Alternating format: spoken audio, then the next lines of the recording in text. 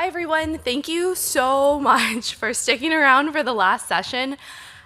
We had a really good session earlier talking about invasive pests and learning more about them and what work is being done by the researchers. And I am really excited for this coming session and the discussion we're having because my name's Lauren Fan. I'm the pest management specialist, and I'm fairly new to the almond industry. My background is in entomology, and before I was doing fruit and vegetable systems in Kentucky and looking at that. But so coming here to California, I've had a lot of questions about pest management in the orchard because I oversee diseases, insects, weed management, and nematodes. So I've gone to becoming pretty broad. But part of this process is I've always had so many questions about what is the work that's being done on the research side and what is being recommended versus what's the practicality and feasibility of being able to try to implement some of these strategies in the orchard, right? Like as a researcher, we have this mindset of the best thing to do, but we're really focused and we really have one problem in mind. But as a PCA, as a grower, they have all these moving parts and components that they have to think about.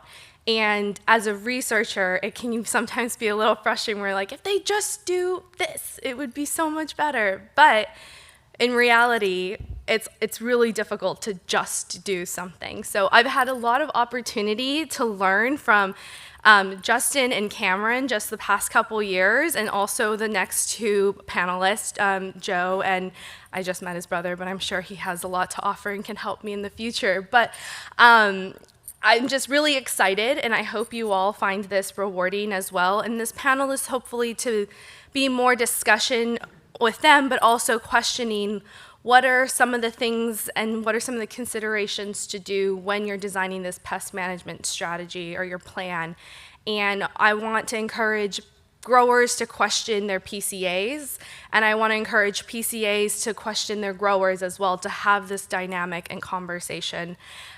So with that, I'm really grateful for all of you to be here, and I'm always happy to learn, and if anyone would like to take me out and do some dirty work and checking fields, I'm always up for it. So please, let me know. So we have Justin Ney with Integral Ag, and we have Cameron Boomgarden with Van Brothers, and I'm going to let them start and talk about designing the pest management plan for navel orangewort. Thank you, Lauren. So this is a little bit new format for me, and I think for Cameron as well. We're going to kind of go through a season strategy for managing navel orangewort. Cameron and I have worked together for what, 6 years now. Yeah. Yeah, and so each year we're confronted with the same never-ending problem. How do we manage navel orangewort? How do we do that on a budget? How do we get the best results? And so this format is a little different. It's not real heavy on data or information. It's more about just how Cameron and I and our teams work through the season together to solve our navel orangewort problems. So I think with that, why don't you go ahead and introduce yourself, Cameron? So I'm Cameron Boomgarden, work for Van Brothers, about 40 minutes north of here, Colusa County, Williams, California, to be more specific. Been with Van Brothers for going on 7 years now, worn many different hats there, but current role is the orchard operations manager. So as Justin mentioned, our teams work very closely together, designing, analyzing, and refining not just pest management plans, but fertility plans and anything strategic planning as well. So looking forward to it.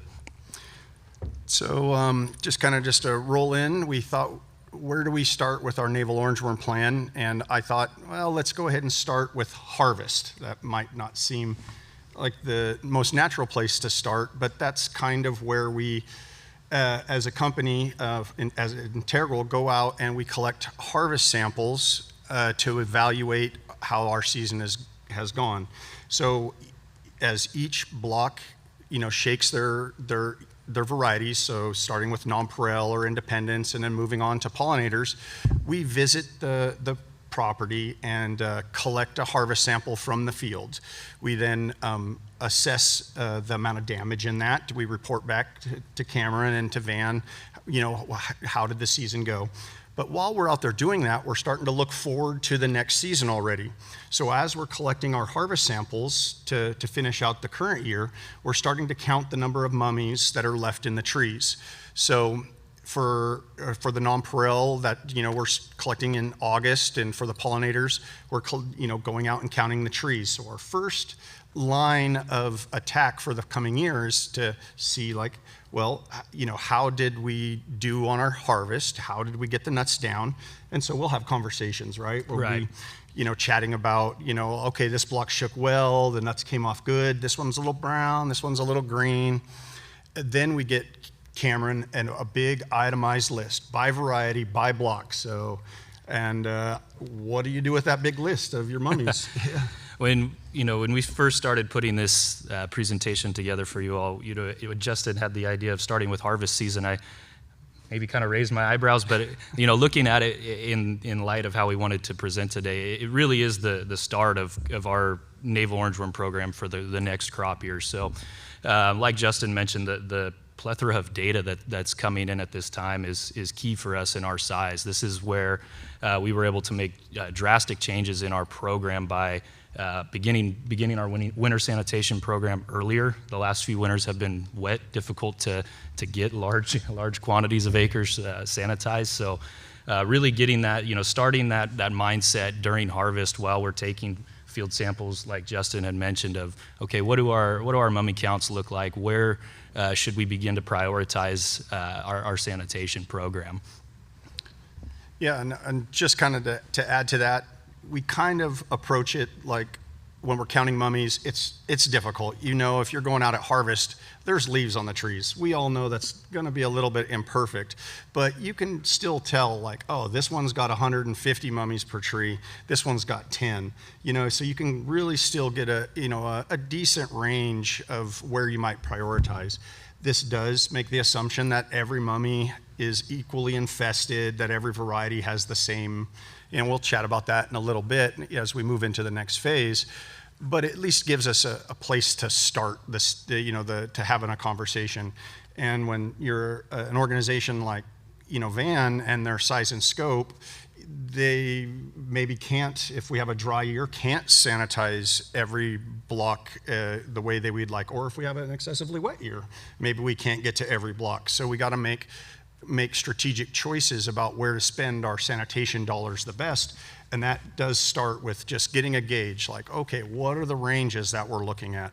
On average, I think over the past few years, what have we been looking at? About an average of 50 mummies per tree, if you take everything, but that has a range from 0 to 1 mummy per tree up to hundreds and hundreds of mummies per tree. So there's the full spectrum that Cameron has to work with. I don't know how you decide. Would you say our main goal at that period, Justin, is to establish our populations, what we think is going to happen, right? So we're starting to like I mentioned, harvest that period there. We're starting to think about what are we going to be managing at whole split for the following year. So I've always approached the data that your team has presented us as, this is maybe not exactly what's going to happen, but this is going to give us a fairly good idea. Being able to, we take the approach of, if you can't measure it, you can't manage it. So, understanding that, okay, hey, these are the areas that may pose a problem or higher risk, and we need to be aggressive with our sanitation here, or our management tactics. So the earlier that we get that data, and then as we're going to discuss here, the more frequently we're evaluating it throughout the year, it really allows us to take that next step. Yeah, so that for us, that next step at Integral is we come back out. So after harvest, we revisit all the orchards again, and every block and every variety, we collect mummy samples. And I just take a little side tour here. I took a couple pictures of mummies. Not all mummies, almond mummies, are created equal, and not all varieties are infested at the same level. Each year we go out, and just because you might have seen 2% in your Nons and 3% in your Monterey, that does not mean that's what's going to be there in the mummies. The moth is still flying all through September, October, into November, depending on temperatures, and the mummy nuts are still being infested. So we see lots of different variations of mummies that occur out there, but traditionally, anything that's not a stick tight, where the shrink wrap hull is pulled back tight over the nut, has a pretty good chance of being infested. So our next step that we do is we go out and collect these mummies and we bring them back to our office and we inspect them all. And you got to check inside the hull, and because a lot of small larvae live in the hull throughout the winter, and they will bore in later in the season. But often we'll see, depending on the year, half the population of navel orangeworm is living in the hull throughout most of the winter, and some years maybe there's a higher percentage in the meats. Don't know what that might mean. But then we get this infestation rate. So we have another level of risk assessment that we can bring to Van and say, okay, this block, maybe we've got one worm per mummy. And we see that in all of our subsamples. And then over here at this other block, we're only getting one worm in 100 mummies. So there can be a vast range of infest in the mummies each year. So we bring that to Van, and then now we've got two levels. We've got our first assessment of mummies in the tree. Now we've got infest, and you can start to make that first population estimate, like, okay, is this block going to be down in the small numbers, teens and 20s, or are we looking at 2, 3? I mean, we've seen numbers in the thousands of navel orangeworm per acre. So then gets to Cameron. He's got the hard decision of, whoa, where do we go next? Yeah, at this point, what I kind of always try to explain to our team is it's December. Most people think, well, it's raining, we're going to go on vacation, and our team treats it, as maybe an athlete does in the off season. We're constantly looking at where we can improve, where, doing some training, if you will, on, analyzing this information that Justin's providing us, not just from the previous season, but over the course of several seasons, where we can really begin to look at, okay, these populations, this, mummies per tree or worms per mummy, what does this look like at the end of the season, right? So really beginning at this period in time for us is when we're, doing the very early stages of our whole split and our spray programs for the 25 crop year. All right. Do you think about navel orangeworm every month of the year? I was asked a funny question. So prior to the role that I'm currently in with Van Brothers, I was, heavily involved with pollination management, and I'd always say, well, I'm always worried about bees in February, and then it was, okay, I'm worried about insects all year long now. It does not end, whether it's, bees, whether it's NOW, mites, you name it. So absolutely, we think about it. So So we're still in the sanitation season, which can go all the way up till February. After we bring, the final infest data to Cameron, and and as they go through December and January, they get us feedback on which blocks are getting sanitized. So at that point, we go back out, we recount the mummies in the trees, and then we take that infest and the number of mummies, and we say, like, okay, these ones are in a good place, these ones are in a bad place, and there's times, I'm sure you've heard me say, that one's not good enough, we need to, and we're starting to make that plan. Is there any chance we can go back, shake it again? Is there any chance we can pull it again? I don't know, is anybody still polling almonds in this room? I don't know if I saw anybody poll last year, or the last 2 years. Oh, we got a hand back there? Well, good. Sometimes, no matter what, you do need to poll. There's sometimes the mummies they need to get out, and that's the best dollar you're going to spend. But I do understand that most people don't do that anymore. So then at the end of January, for the most part, Cameron and Van have a pretty good list of what navel orangeworm populations we're going to be faced with in the coming year. So, as I mentioned before, that could go from a low of 0, and I'll say something along the lines of like, these are blocks we probably don't even have to spray for navel orangeworm. It doesn't mean we don't have mites or diseases or, you know, leaf-footed bug or other things, but their populations of navel orangeworm are potentially so low that we can start making a plan like, okay, we don't have to worry about this one. Whereas then we have other blocks, we're like, oh, okay, what are we gonna throw at this thing? We've got a problem, we can't get back in there. So now we got to start looking at the alternatives. So pesticide treatments, mating disruption, other avenues that can help us. So that's where we get into the first, after we got our big long list of what we're gonna try to do. Is there anything you'd like to add to that, Cameron? I feel like I maybe jumped over something. No, I would just really kind of reiterate that, you know, this winter period is when we're, you know, maybe designing or laying the foundation for the plan.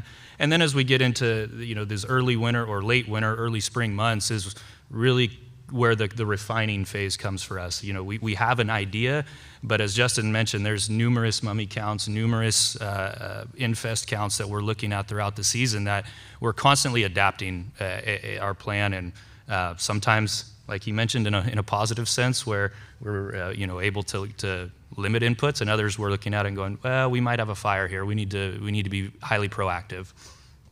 Yeah, no, and so because of their size and the scope, I thought Van would be a good, and Cameron would be a great, you know, person to talk on this. I know each of you have your own experiences. Maybe you've got one block or multiple blocks, but you know, going through the process of collecting the information so that you're not just getting to, you know, whole split and do I spray, do I not spray, but you're watching that population. So, and then making decisions as the season goes off of a plan, then you can refine that plan, you can make it work better in the future, go, okay, maybe that was a little too much, or maybe that was, you know, maybe we spent a little too much for the results we got. But the next phase, so we got this list, we develop our plan, how we're gonna approach it. Well, then we gotta go out and confirm it. So that's as the first flight of navel orangeworm gets ramped up in March and April. And you guys are finished sweeping and mowing and getting the ground all cleaned up. We put out monitoring traps, or we hang mating disruption. And then we use that information to confirm over the course of the spring, were those populations what we thought they were gonna be? Or, and sometimes, just this year, for example, we had blocks that the population estimates from the wintertime worked out really nice. Then we had blocks like, oh, this one's we thought was gonna be bad, but it went way lower. And then we had other blocks like, oh, we think this one's gonna be good, and the monitoring traps in there are telling us it's gonna be worse. So during that springtime, we're making those adjustments. And I think, yeah, anything you'd like to add to that, Cameron? No, you know, there's, you know, a fine line between having all of this data, but having good data, right? And being able to make sound decisions with it. So that's the part where, you know, the collaboration with Justin and his team at Integral Ag is invaluable to us. But also, you know, his time, Almond Board's time, UC's time, you know, in conducting research where we can, you know, try to become as informed as possible, but ultimately make decisions that work for our ranch and for us in optimizing our plan. So here's a little graph of last year's, you know, navel orangeworm at Van, just as on the left-hand side. So this is these are the female traps, because when you install mating disruption, you know, you get the traps get shut down, the pheromone traps, and that's something that we're out looking at. We're wanting to make sure that there's no blank spots in mating disruption. We want to make sure that the mating disruption is shutting down those traps as would be expected, and that's pretty much what we saw. I mean, when we got them installed, the male traps just all went to zeros. So we were looking at the female traps, the OV traps, to track the females in their ranch. And so this is you know, a combination of, you know, over, I don't know, 200 female traps or so, and this is pretty typical. You know, you could have your one block that's higher or lower, but when you compress them all, you get to see the nice spring flight. Maybe you get some ups and downs from the weather, but each week we're going out, bringing all this trap data and bringing it all back to Cameron and going, here you go. This slide was, really important to me because although it's very simple, it to me summarized, what we're doing in that April, May, June, but even beyond at whole split time period. The graphic to the left is data that Justin's team provides us, like he mentioned, trap counts, and then that graphic to the right is just a snippet from one of our weather stations, degree days. We're heavy believers in that timing is everything. If you miss a timing, what was the point? So, looking at looping this all back together, okay, these areas that may be fires, like we said, or maybe be highly problematic, we're looking to nail timing. We're looking to hit a home run there. And this season, I would say that we saw good results with that philosophy. And okay, maybe there's lower populations here, lower infest rate. We can sacrifice timing a little bit. We know we still need to treat, but we're going to really try to prioritize and tailor our pest management program on a block-by-block basis. Yeah, no, it didn't hit on much on degree days, but yeah, we start tracking that, early on in the season, and as soon as we start getting the first moths out, we start following and tracking the individual blocks. We had those estimates, and then Cameron can, we can follow the different tracks as the season goes and go, okay, this one is meeting expectation, this one's, outperforming, and definitely degree days. That gives us the window, because we're like, okay, so we're at 500 now, we know at 600 we're gonna be doing this, 700 we're gonna be doing that, and like clockwork, navel orangeworm's very temperature dependent, and we see her follow a pretty, normal curve, based on degree days each year. So I would just like to add one thing here, Justin. This is a very small example, but it allows us to have that better understanding of how she's behaving, like you mentioned. But again, adjusting the plan. We're constantly adjusting our plan. There's very rarely a point where we'll meet weekly and the plan stays the same. Usually I'm calling him, hey, what do you think about this? Are you seeing anything different? This is what we're seeing. So highly collaborative, but also highly flexible. Yeah, that's a good point because, being an independent, we're also looking at, other ranches up and down the state. We're getting to see the Kern County flight, which often, happens a week or 10 days before, the North State. So, just having those feelers out all over, just like probably a lot of you, just checking different sources, seeing where the information's coming from. You just bring all of this to the table to try to give you the best results for the ranch. In this case, we didn't hit on it too much, but we did do some May sprays this year, and there's a lot of weather concerns. We're trying to piggyback May sprays on around rainstorms, around navel orangeworm management. What's your feeling on May sprays, Cameron? Put you on the spot a little bit. Limited but effective to a degree. We use May spray strategically. If we're looking at that real fire, that problematic area, that block, then yes, we will use or we'll deploy a May spray. Yeah. Big picture, we do try to we never factor it in exactly. I think when we're doing that early planning, it's okay. It might be, these acres here that we want to probably start considering a May spray, and then using that data to go, okay, yes, we should, or okay, hey, I think we can make a calculated risk here. Yeah, no, thanks. Mm-hmm. Didn't mean to. No, you're good. So, we get to where the sausage is made, whole split. So we've had all that data. We might have collected, we have information on degree days. We kind of know when whole split's going to start. We're just kind of watching it. We're in between the two flights as we get into the end of June and start of July. And at this time of the season, this is where we've got to deploy, most of our navel orangeworm treatments in order to limit damage to the non-Parel. So as we get into whole split, hopefully, we've collected all that data for the spring. We've seen the blocks that have gone on the way we've thought they should, and whether they should be treated at whole split or not, or are they going to get 2 treatments at whole split? And if they're going to be a late harvest, do they get a 3rd flight spray? So we're still modifying the plan based on the final moths that came through in our monitoring traps.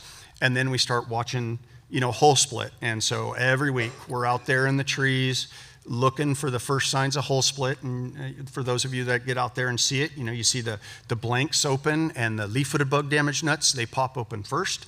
And those kind of give us an indicator that we're getting close. And so we'll be bringing that to Cameron's. Oh, look at degree days. We're getting ready.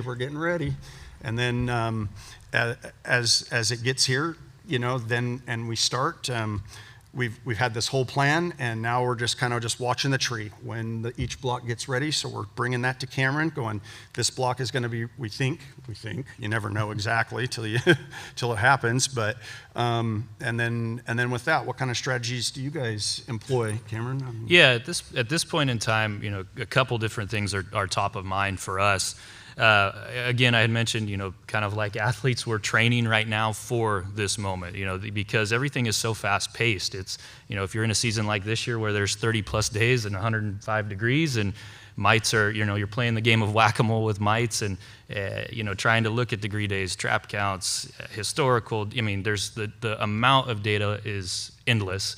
And that's why I say having good data or data points, key points that you can rely on is what's been key for us. So, what are we thinking about right now is ultimately orchestrating harvest and how the decisions we make for essentially a 2-month period dictate the outcome from a quality perspective. So when we look at hole split, it's timing from a spray perspective. It's implementation of our irrigation deficit program, and trying to put the bow on the season. And then at that point, you kind of have the hand, your hands are up and you're hoping for the best, but with this information, with everything that goes into it, I think it's hard to make decisions that aren't sound. Yeah.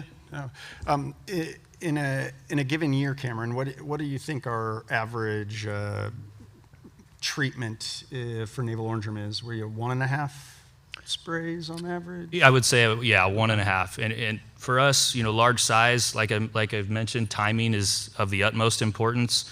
And having varieties that range from nonpareil plantings, nonpareil winter wood colony, nonpareil Carmel Monterey, Fritz, even Independence, and some other funky planting schemes. But you're constantly at this point, relying on the data from Justin's team, looking at that data, using the binoculars in the field, going, very fast paced. Our team is, always looking at the fields at this point to like I mentioned, put the bow on all of this training and decision making that we've been making throughout the year. Yeah. So with that, we kind of roll back, or sometimes we do have to do third flight sprays. If the variety's being left out too long, if the traps are starting to go high again, or if there's other indicators that might be telling us things aren't going to work out. But then we kind of just roll back into harvest, and we start giving the grades back to Van again, and then having a conversation about okay, what went wrong here, what went right here, and just kind of start that process again. And we start counting mummies in the trees again. So. I would just, the only thing I think I would like to add is, and Justin, I think you can attest to it with some of the questions we ask, but every decision we make is research-based. We're a group that has all of this information coming at us, but every decision allows us an opportunity to improve for the following season, whether, hey, that confirmed that we did something right there, or we might want to tweak that for next year. So that's where that constant adjustment is always taking place, no matter what time of year. Yeah, no, Cameron, you always ask great questions, and I don't know about I that. definitely don't have the answers. Not all the time, that is for sure. So I think with that, we'd like to thank you. And if you have any questions, or are we going to wait till after for questions? Well, I have questions Okay. because I wanted this to think about, because, like I said, I'm new to the industry, and every time I've met with you, Justin, I'm like, well, why are you doing this, or why are you doing that? And it's been really helpful for me to understand kind of the dynamics in the orchard and the field, and so when you provide a suggestion to Cameron on when to spray, and Cameron, why are you choosing when to do your May spray or not? What is the discussion you decide you want to have with your team and your group, and what information exactly are you using to make that decision? Because you said you're against it unless extreme cases, so pushing on that a little bit. we rely heavily on historical data. A lot of these key points that Justin's talked about, as far as worms or mummies per tree, or worms per mummy, trap counts. We look at it and go, okay, we did this right in the previous season with these management tactics. We did not do it right here. We need to look at additional management strategies. So that we usually use to confirm or confirm our decision, essentially. So did I answer your question there? Yeah. Okay. Well, I think at that time, taking May sprays, for instance, as we approach the degree days for when navel orangeworm is going to be at its peak, you can't spray everything on one day perfect. That doesn't happen in the real world. So we have to start making decisions about, okay, where are we going to start? Who's further ahead? Where are the degree days more? Where are they less? And so that kind of goes into it. Obviously, we talked about our plan and how many blocks we thought we were going to put in, and I remember this, or maybe it was this year, was like saying like, oh, these fields are tracking way different. We should pull back. There's not that much going on in these fields, so let's take a calculated risk, based on some of that historical data and other experience, and then we can use those resources that may be limited, trying to hit it at a very efficient time. And we can focus in more precisely on the more economical damage that we expect, the risk of economical damage. So We're large believers in that if you've missed the timing, then the train has left the station. There's no going back, no matter what chemistries you're using or what decisions was or thought was going to be made. So timing for us is everything. So has there been, obviously, like, you guys get along, it seems, well, but where is their pushback where you think that Justin's like, this is what, or Cameron's like, this is what you need to do, and you're having some of this pushback, and how do you encourage to have one thing or another? It makes it very easy. I'll start this one. I think Justin, Justin and I, we not, he meets, his team and our team meet on a weekly basis. He's always a phone call away. So it's that trust with your crop advisor, I'd say is key, and that's easy to say, but also, I think having healthy disagreements or healthy discussions about, hey, can we get away with not doing this? Hey, where might we want to think about doing a little more? We've had plenty of, I think, constructive or healthy disagreements over the last several years, but at the end of the day, I know that his intentions and what his team is seeing or recommending is rooted in substance and rooted in data. So it's ultimately, a tough position for me to make some of these decisions. But I know that with that information, it's like I mentioned, it's hard to make a decision that isn't sound with the amount of data that we are provided. Yeah, just kind of to add, in those conversations we have, there's definitely times that we disagree, and I many times I'll be sitting there, I think we should do this, and you would tell me something along the lines of, I'd like to take a little bit more risk here. I'm like, no, I don't like that level of risk. Oh, okay, that's not bad. That worked out okay. So Cameron's always pushing me a little bit to test the boundaries, but I'm a little leery because you get in a pattern of I've seen that fail X number of times over X number of years. Not every time, but there's places where pushing that edge, challenging what your thoughts are is good. So I do like it when you bring that to the table for sure. And then one last question, and then we'll switch off to our next pair, is how do you so you're using what type of trapping to help make these decisions? What's the type of data you're using, and what innovation do you think maybe next step type of data or trapping are you guys using to make this decision-making process?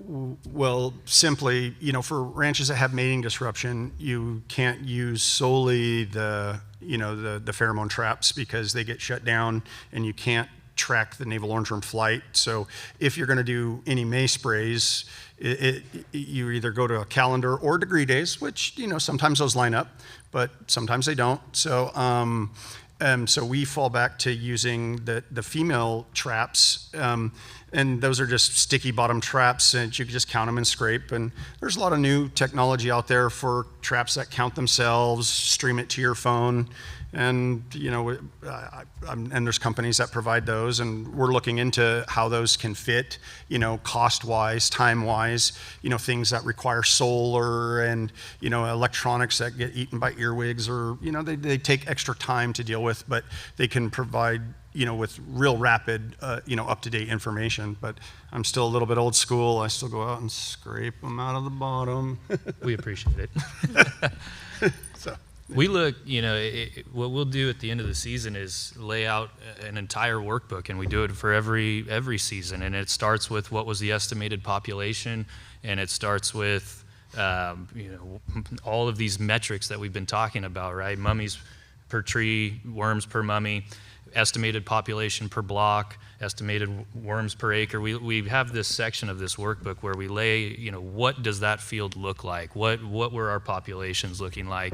And then we just right across the top, what was our management strategy throughout the season? Did it have sanitation? Did it have a May spray? What materials maybe would we use at May spray? Did it have 1, 2, maybe 3 or 2 whole split sprays and a third flight spray? What were those materials?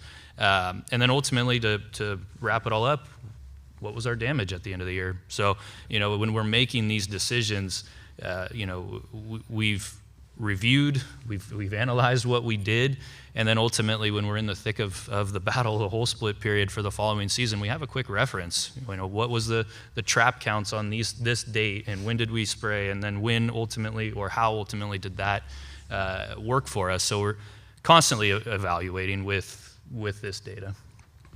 All right. Thank you, and I think we'll have some time at the end and with the next two to have some questions, but I appreciate you answering the questions and walking through this process, and we'll have, and thank you for coming out. So Absolutely. Thank you, Karen. Yep. all right, up next we have Joe Quello and his brother. He's a last minute addition. What is it? Kellen. Oh, thank you.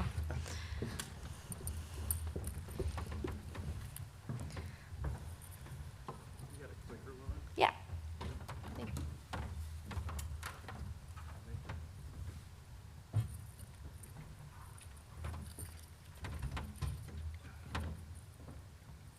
Those are really bright lights. Good Lord.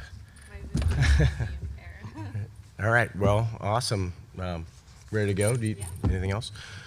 My name is Joe Quello. I'm Director of Sustainability and Grower Outreach at American Pistachio Growers, but I'm also a farmer. Terra Linda Farms. Kel and I come from the same family farm. I'm a PCA, CCA, and do lots of research. I farm about the same amount of pistachios, I suppose, but today, I would have loved to just talk about navel orangeworm, but you asked about pest management, and the word budget was kind of thrown around, so we're going to talk about how I'm going to go about creating a pest management budget, with respect to a high and a low budget, to otherwise allow for some flexibility. And so we're going to run through a scenario, and then at the end, my brother's going to give us another kind of randomized scenario, and we're going to just kind of build that out. So, let's see. Perfect. So, talking about why we do a budget, if it's not already obvious. So if you're a grower, if you're an advisor, you might have different perspectives on those things. Exactly which pests, which is basically anything that's covered by pesticides. We're not just going to talk bugs, but I'm going to kind of go quickly past some of these things that are kind of yes and no, whether you're going to make treatments. I'm going to put assumed numbers. I might throw out some chemical names and stuff, so there's no endorsements. I'm not making any recommendations. That's just the language that you probably understand. So I'll give you a bit of a snapshot to what a budget looks like, and I'm going to have some constants that are going to be built into that.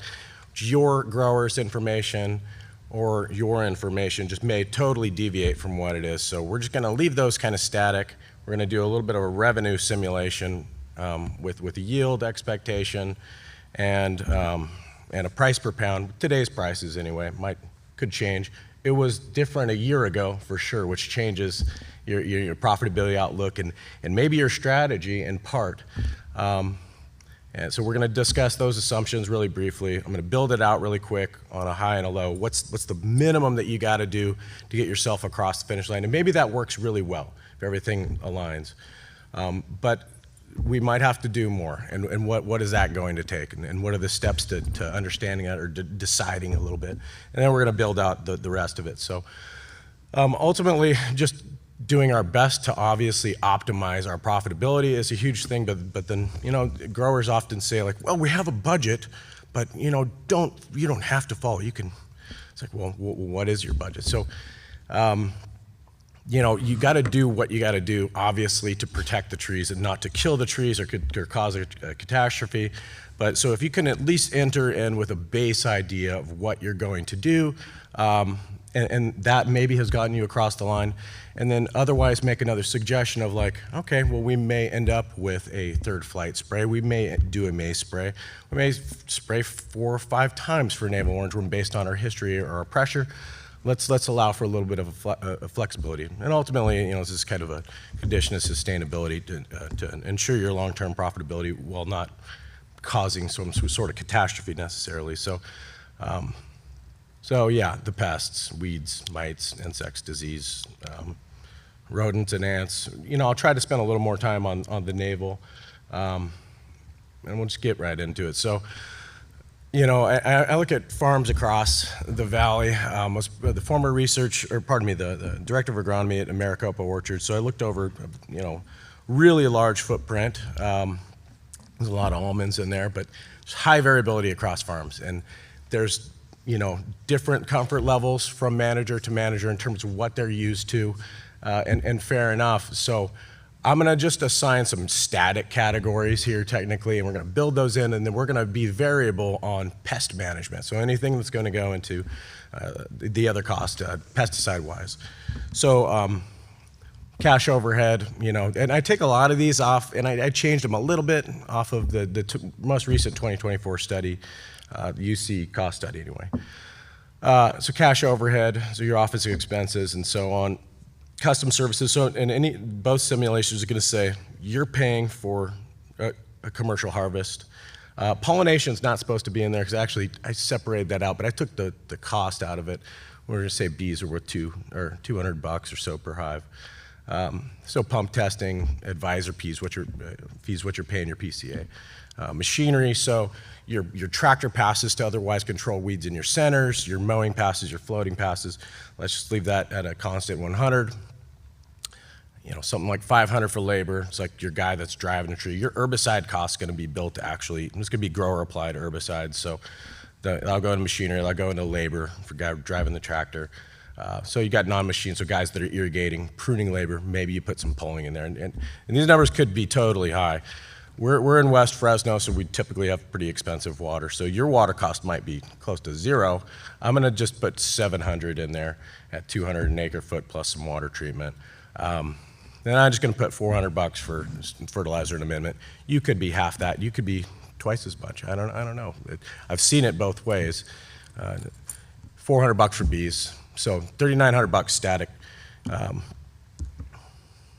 And we're just going to adjust these things. And so we're going to go down a list kind of and just build it out as we go through the talk. So the assumed scenario then, I just kind of put together a stock scenario. And the idea at first was that I was going to take all these different variables and put them in hats and then just randomly draw them, but just have my brother kind of randomly produce one anyway. But in this case, we're just going to talk about a 7th leaf mature almond on 22 by 18 in West Fresno County. It was a pretty dry place. Usually don't have a lot of disease. You can when you have some summertime or springtime moistures, have some issues with rust. We're going to assume that it's fully irrigated with surface water, doesn't have salinity issues necessarily, so which may influence your decision making based on tree stress. Might be more susceptible to mites, might be more inviting to all pests. 10 to 20 mummies per tree. That's, you know, obviously you want to look at them for infestation, but when I usually see that kind of number, I'm thinking about spraying a little bit, but I'm considering my history. So let's just say that this has a low damage history, but we are normally targeting at least some plant bug in the spring. We've normally treated for fire ants. Fire ants are present, and you know, we decide to make applications of fire ants, and then you know, typically you're spraying for spider mites at whole split. Nothing crazy though. So disease like foliar blights, when we have heavy rain, NorCal guys know a lot about that, but in 2023 rains, we had a lot of foliar blight. So if you have that kind of condition, you might be planning a little bit more of a fungicide spend in your bloom sprays. But generally, one is kind of getting them across the line. Rust when it's humid, drain soil, so I'm not thinking about root diseases or anything like that. But another factor that's difficult to weigh into a situation, but like, what does your neighborhood look like? You know, you got to take some account of your periphery. I think mandatory that you have to do that. So I'm just going to say, and having experience in this kind of stuff, that we're going to have some peripheral upwind almonds that have a bunch of mummies in them. So I'm thinking that there's going to be some navel orange worm influence. There's some nearby pistachios. So there's going to be some moths hatching out, at least at flight 1. So we're expecting to have some action at flight 1. It's your spring spray. There's some pomegranates nearby, so they may have some old mummies out there that are just have 10 million leaf-footed bugs, so we want to be cognizant of that. There's also an abandoned almond field nearby that wasn't pushed over and has untreated mummies in it. So I'm really thinking about being proactive about protection. So weeds, you know, this is not going to deviate a ton because everybody has their own plans for weeds, but we'll just say it has grass, fleabane, which is glyphosate resistant, so there's considerations there. Jungle rice, pretty much need clethodim to control that. 10-foot band, where we're going to control the weeds in the center by just mowing. And I'm not talking organic. That would be an entirely other talk that we could do, but I'm just going to stick with conventional today. So I'm going to build this out just saying with an expectation of a 2,500 pound yield on this 50/50 at today's price. Gives us $58.75 gross revenue. That doesn't account for hulling. Hulling actually was packaged into the custom services. You know, so maybe that's another $200 or something like that. But so we've got a gross revenue number there. So we basically have pest management at the very top of this thing. Everything else is kind of built out there, where you have, you know, your crop receipts that you're expecting at the very least, and the total spend, the static 3,900 that we're just going to leave in there. So we have something like $1,900 to play with. Shouldn't cost you $2,000 an acre for pest management. So let's see where we kind of fall in this. So we're going to go through this little simulation just talking about. So on the low end with a 7th leaf, you know, you're still not fully shaded out. So at the very least, let's plan a pre-emergent application with a matrix prowl. Matrix seems to work pretty darn well on some of those glyphosate resistant. Prowl, I'm not making endorsements for either of those things, but let's just say we're going after grasses with that to try to get some pushback. If we're at 1 pre-emergent, then we're probably thinking about doing a little bit of the winter weed burn down with the goal. You may, if you're at the right rate, get some pre-emergence out of that, but you're looking at post-emergence on your winter annuals with that and Roundup. 1 application, $27. Your prices could be totally different. I'm going to stick with those numbers and kind of just leave them roundabout. And let's at least plan 3 burn downs. You know, you may end up with 10 burn downs. I don't know. It depends on your grower's comfort level. But at this point with 7th leaf, you should be shading pretty well. And you should, if you can get under the tree and clean them up, you might be able to do it with 3. So, and let's just say that those are worth $18. NIS in the tank, you're $54. So 81 on the low end. On the high end, well, shoot, maybe you try to pre-emerge early and then the rain didn't stick and you still got some emergence and you're not happy with that, and you do a second one. Or if the grower, if that's what their comfort level is, or you, the grower, that's what you like to do, well, then let's just double up our cost from the other one. And we're trying an early, we're trying a late. I've done both. I've been more successful personally on a single, cost-wise anyway. And let's just give ourselves 1 additional burn down. If we have to do that, on the high end, we're going to be 126, so it's almost $50 an acre difference there. So miticide, at the very least, the grower's standard of program, it has an abamectin in the spring spray, a whole split knockdown, so $50. I'm just going to say 10 and 40 for the 2. On the high end, miticides are interesting because growers have lots of different ideas about what they like, and PCAs have different experiences with things. So say I'm working with the grower and they want to do all these different growth regulators and whatnot. They want to do a zeal Say they have a flare-up because there's pressure, for whatever reason, there's tree stress or we have an irrigation system breakdown or something like that. We need a rescue and knock down somewhere in June. There's another 40. Say the grower's still stuck with wanting to use something like onager or any of these other regulators. Another one, but let's just say on the high end, we're going to be up to $165 for even an additional knockdown. So high and low, you may end up doing the low, but it at least gives you a little bit of flexibility on spend. We could simulate this and see where we fall on our profitability at the end. So in the insecticide, first spring spray. So on the low end, let's just say we're not going to do a dormant spray. There was no San Jose scale in the spurs. But we're going to come in. We know we have some history with leaf-footed plant bugs, so we're going to put a pyrethroid in the tank. There's going to be a lambda and stick in us for $5. I have influence from my neighbors, and I have mummies in the tree, so I'm spraying at flight 1. I'm going to put, an Intrepid in at some rate. You can be at 24 if you want. You can be at 16. I wrote that for 24, and then whole split. And then let's fast forward to whole split. 2 opening round whole splits at 10-day interval on the Altacore. Say that's worth $60. We'll do application cost at the end, but I'm going to add bifenthrin to the tank, and I'd say, just referencing Carpophilus, any of my field crackouts that I've done in the last year that have not contained bifenthrin in the tank, I've found some level of Carpophilus. Where I do have it, I find 0.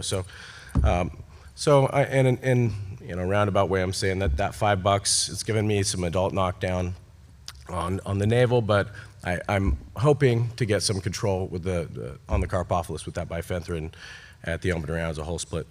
So then we're looking down toward flight 3, July 28th or so, and say I can get the non-parole out of the field quick enough, then I'm gonna spray the Monterey only. That's gonna be a 50% chemical cost, so say I'm at 15. I rotate out and do permethrin or something. So on the low end, $122. But on the higher end, let's just say, well, we got to do San Jose scale this year.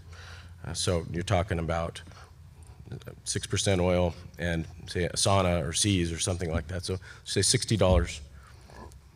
Our spring spray still for leaf-footed plant bug. Our Intrepid is still in there. We get into whole split. We got a couple applications there. We got another $60. Bifenthrin in the tank, all the same as the previous.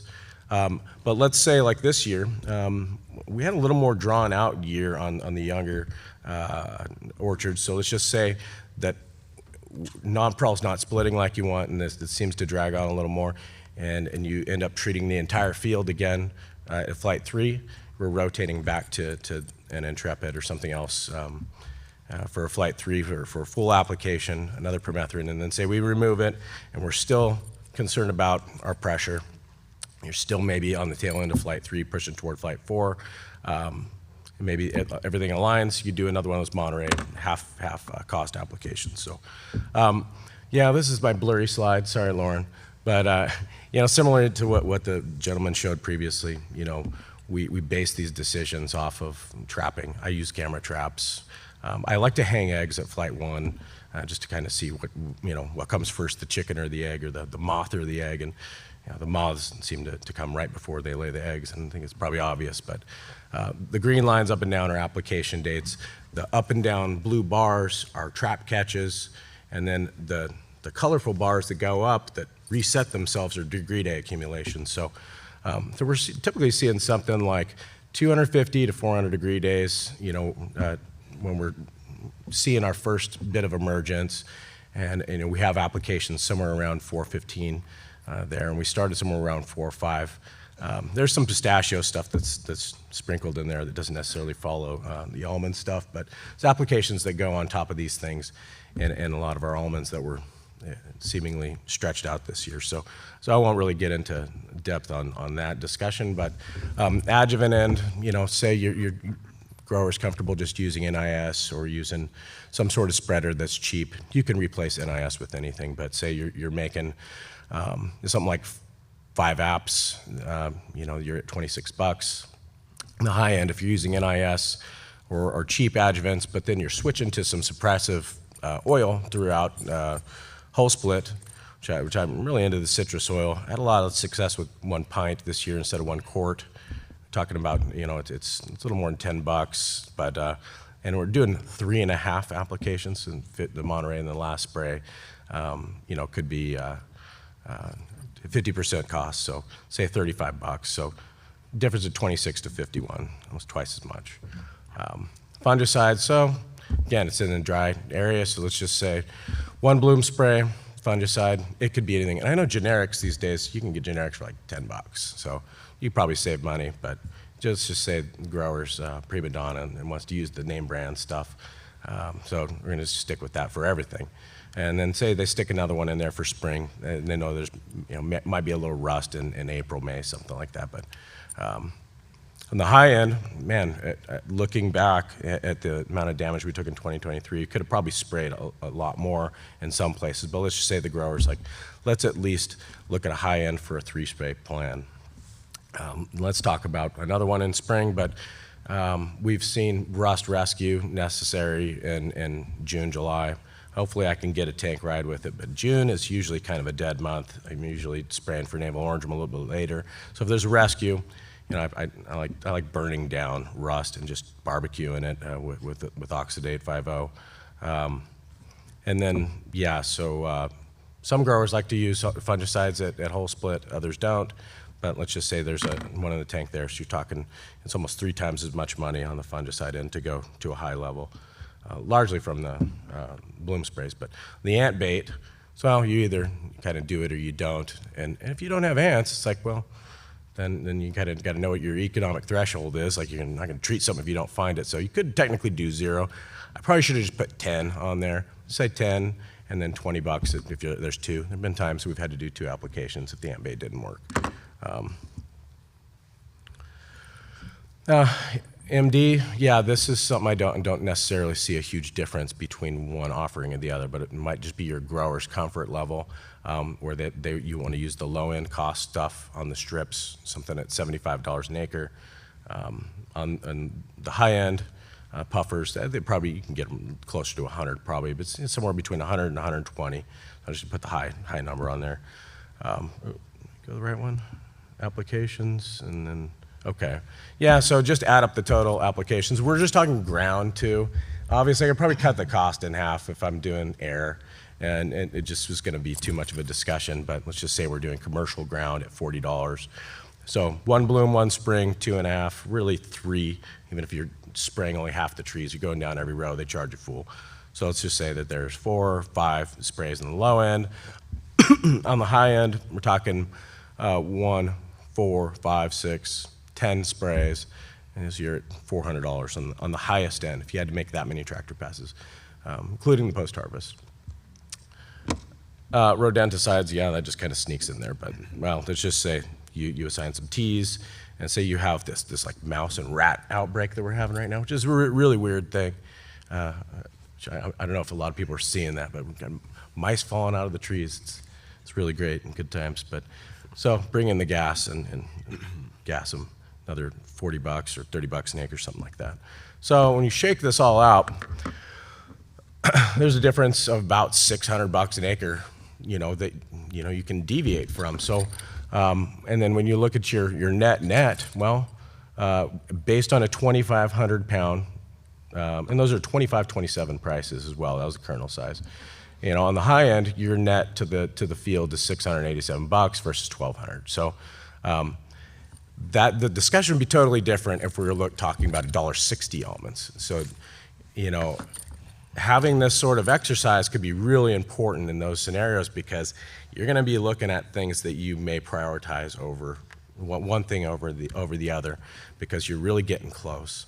And then, you might be able to shave money out of other areas as well. You can obviously take your fertilizer costs down,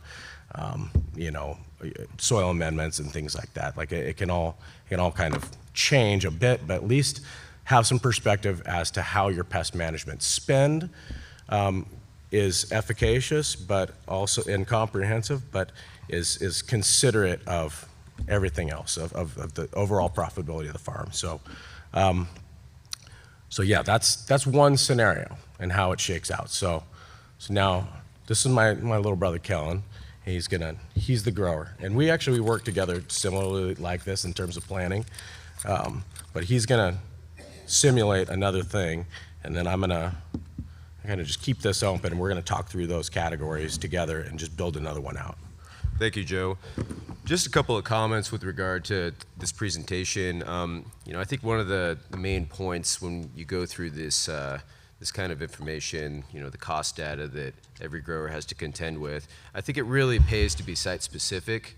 As a top operator on your deal, you're doing an incredible injustice to yourself if you're not looking at each case, each field that you go through, your region, all the different categories that have been denoted throughout this presentation, and you're making decisions based on each case. I hesitate to state the obvious here. The economic factors of the past few years have really caused a lot of growers to make decisions kind of on a spectrum, and I think that's illustrated within the presentation. So on the low end, you think, hey, I'm going to triage, I'm going to cut costs as much as possible, I'm going to try to break even here, or maybe make a little bit of money, or write it off as a loss, what have you. Or, on the opposite end of the spectrum, I can try to farm my way out of it. There, of the amount that we're being paid here as an imaginary grower, we can really control, to an extent, our yield, which is a nebulous concept. It's not always a linear or a predictable pattern that we can see in our damage.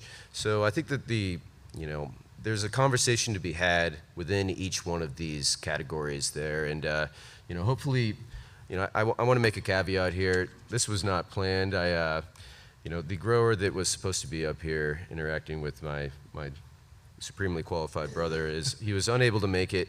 I don't think this was intended to be the Quello show here, but I hope you'll forgive us, and I hope that this exercise will be beneficial to all of you. And just lastly, I think these kinds of conversations are largely dependent, it's based on your personnel. There are vast benefits to having this kind of conversation, be it a stronger bottom line, but you got to have the want to, and look no further than the previous presentation with Justin and Cameron.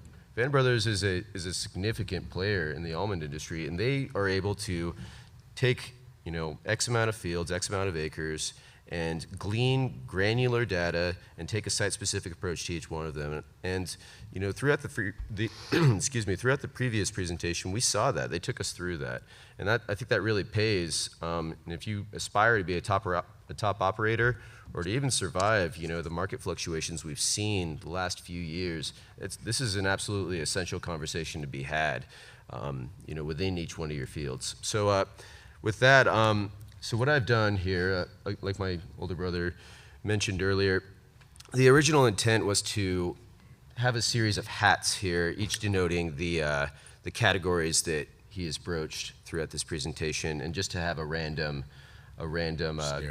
discussion based on that. So, I think maybe a more fun approach, and maybe it would lead to, for this exercise, maybe it'd lead to a more free-form conversation. And frankly, I get to test the advisor chops of my older brother, so that's an added bonus to it. So what we're going to do is I've randomly generated a set of circumstances, of field conditions, within a given region. I've intentionally made it different from what my brother normally has had to deal with in his work at Terra Linda. So we're going to take it from the top here, going through each one of the categories that he's mentioned, and then we'll start from the bottom and work upward. So, Joey, I've recently contracted you to advise me on my almond field here. No benefits. The age of the field is 12th year, it's independence, and it yields 2,500 pounds ballpark. I'm in a high rainfall, wet area. I couldn't sanitize last year. We mentioned the triage, element of, the costs that, each grower has to contend with based on market conditions. I mean, heck, even the previous year, guys couldn't even get into their field to sanitize oftentimes, and I think that was certainly a contributing factor to in some cases, natural disaster levels of navel orange worm damage that we experienced as an industry last year. Although it isn't consistent, it's just generally what you hear on the wind. But anyways, I digress. I couldn't sanitize last year, and I couldn't afford it. The almonds haven't been, the most profitable deal as of late, although there is certainly an air of optimism among the spirited core here at the conference, thank God. My insect history, I have high NOW damage, or high NOW pressure, I should say, historically. I've had low damage, I've had high damage, but I do have high pressure, and that's without a doubt. I do have BMSB, I have brown marmorated stink bug present within my field, and leaf-footed plant bug, and I have high ant pressure. My soil is not well drained, and I'm all surface water, so water availability really isn't a problem. I mean, all my fellow West Side guys out there must think to themselves, must be nice, right? But Phytophthora is an issue in my region, and I'm no exception.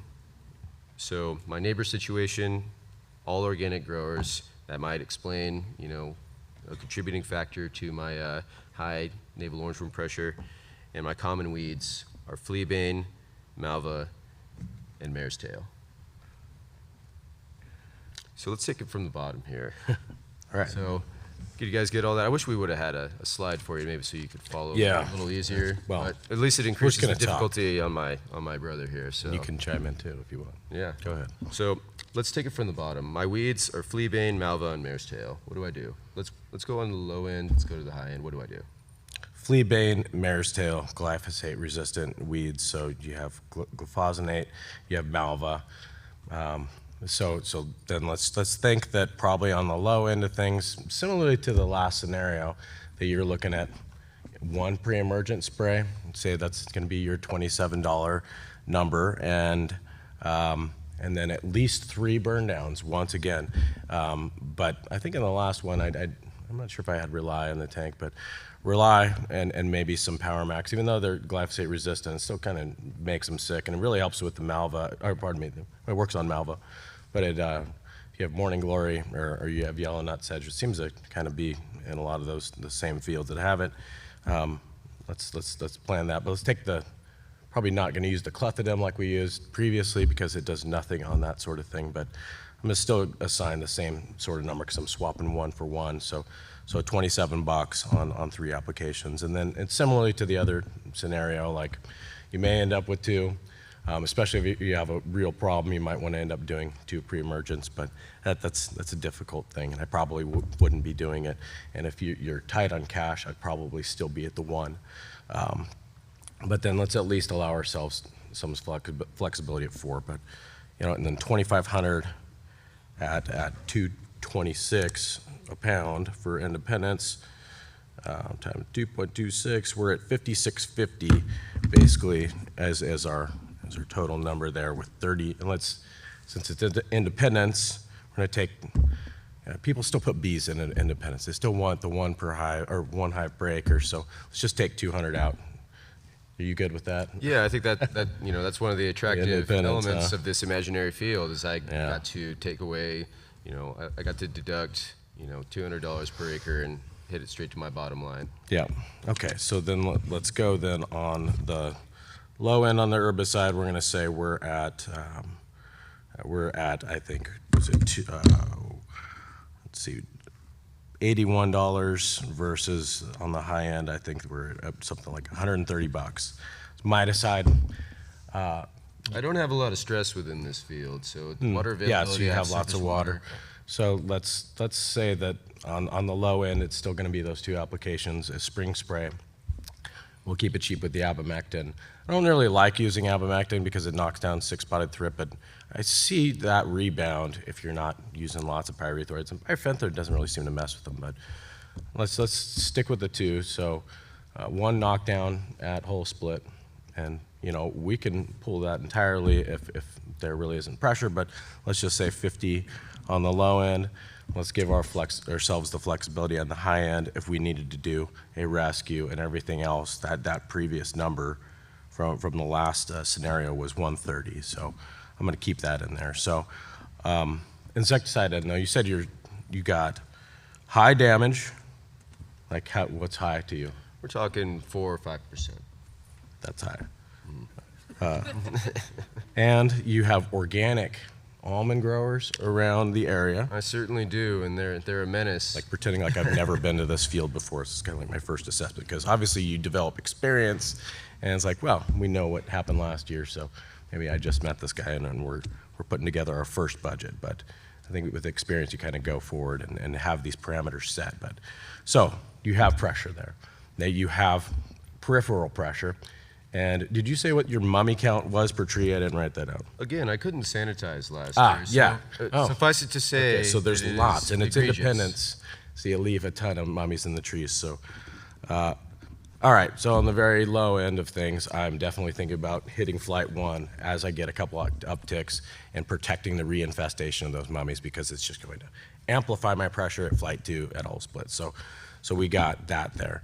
On the insecticide end, you said you have brown marmorated stink bug and leaf-footed and everything else. So we're definitely going to hit that with an insecticide at that point. So you got another $5.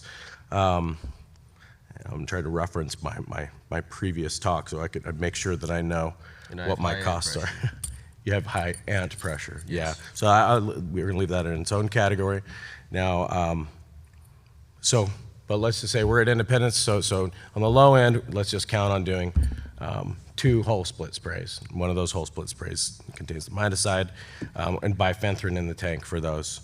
So on the low end, let's say 105. High end, we're a little over 205.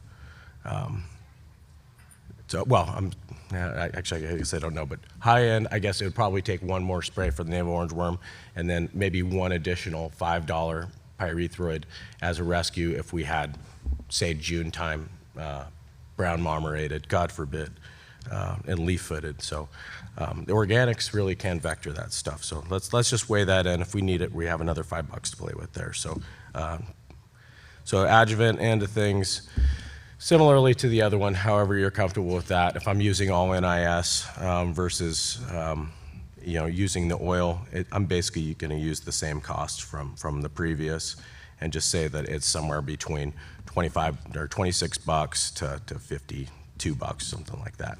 If I'm going to add, and that would be with 3 on the high end, it'd be 2 whole splits on the low end.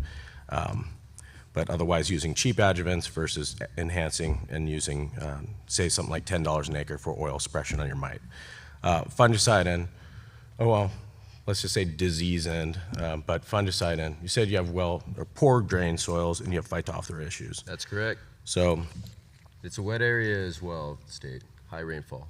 yeah, okay. So you'd like to get through your bloom and spray it with as few fungicides as possible. So we'll stick 25 there. But say you're tight on cash. Let's say at the very least on your Phytophthora, we're going to look at it and we're going to put a phosphite and a tank load there. So let's just say $15 for the phosphite.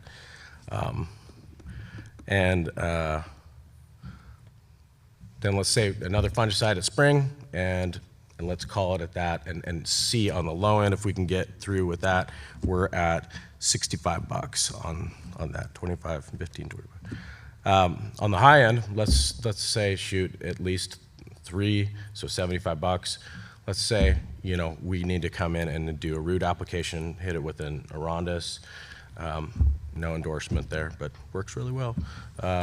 Another $60, so you're then at $85, and then spring spray, and let's if you're comfortable and you need to do a whole split spray, that's another $25.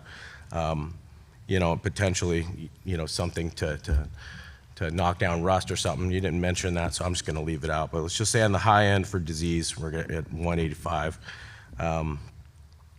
Ant bait, you got a lot of ants. High pressure. Nice. Yeah, so let's say at least 10 and then high 20. So 2 apps, But maybe that 10 works. You go out there and toss some hot dogs on the holes and see if they come out. The hot dogs actually work daily, like protein, the fire ants.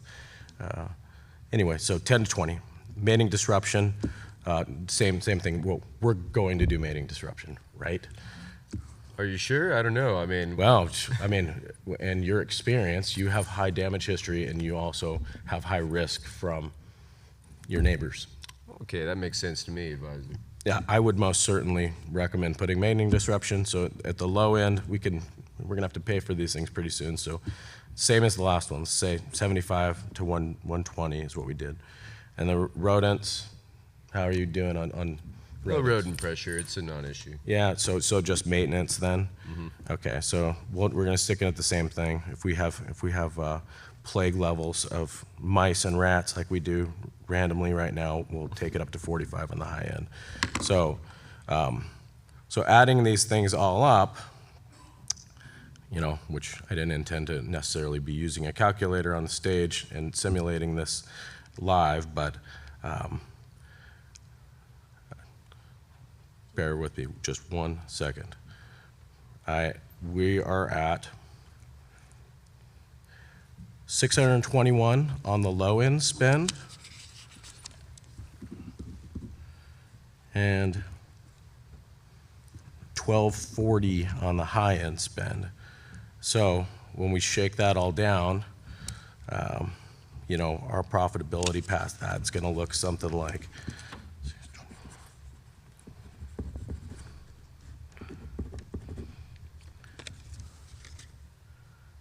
net on the low end is going to be $1,300 return, and net on the high end is something like $700. So so it allows you some flexibility in your game planning there, technically, to do more if you need it.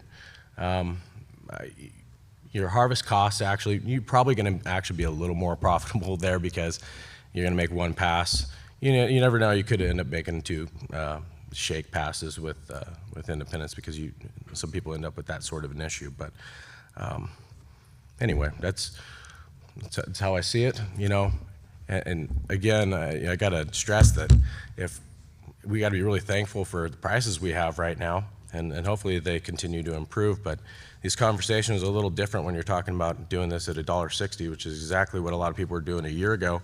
And think about in 2021, 2022, guys were just choosing what they actually can afford to do. So we're lucky that we can be fairly comprehensive and still make profits with what we have right now, or with the prices we have right now. So, And in that spirit, I guess I just wanted to, you know, I wanted to point out that budgets can't always be canon. You know, a lot of, as any grower will know, you know, no 2 years are the same, and oftentimes extraneous variables present themselves, and thus you must choose to address them or not. You know, I guess, you know, one of the more common questions that I've encountered has been, what do I triage? You know, like what is the first to go? And that's a different answer for everybody, unfortunately. But you know, it's definitely, you know, these kinds of conversations are really crucial to your, you know, making management decisions that are quality and will pay off for you, hopefully in the long term, or, you know, enhance your bottom line or allow you to survive through market uncertainty. You know, again, I'm happy to see the morale is certainly much improved to last year, this year's conference, and hopefully these kinds of conversations, you know, simulated, impromptu or otherwise, were beneficial to you know, the members of the audience that decided to stay on for this talk. I know it's the last talk of the day, and I know and I know that a lot of folks had fun yesterday at Mr. Duarte's party. So we thank you very much for attending. Anything else you'd like to add, I just Joe? wanted to say that, you know, I was just ultimately trying to give you a bit of a framework that if you're a grower, you know, try to nail down what some of your costs are. And if you're working with an advisor, if you are the advisor, like, have these conversations and think, what is the base that we need to do and we need to plan for financially, so that I know that I'm not sinking your ship if you don't have a full glance into that.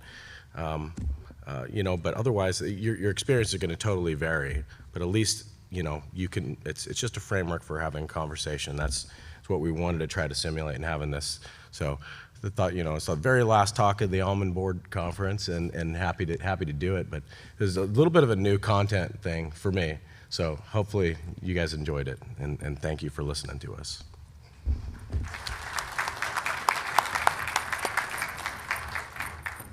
All right. Well, thank you so much for sticking around. And like I said, please feel free to provide any feedback to me. I would really appreciate it, and I'm sure they would as well. So thank you.